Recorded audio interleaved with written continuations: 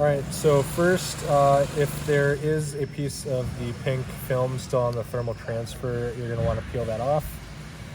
From there, you're gonna wanna set the matte side down on your slit itself like so. You're gonna take your iron, just going to work it over to try and seal all the edges. And then you're gonna come back through, find a side that's cooled down. You're gonna peel the plastic backing off all the way.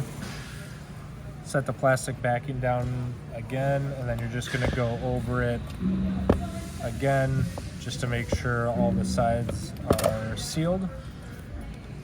And there you are.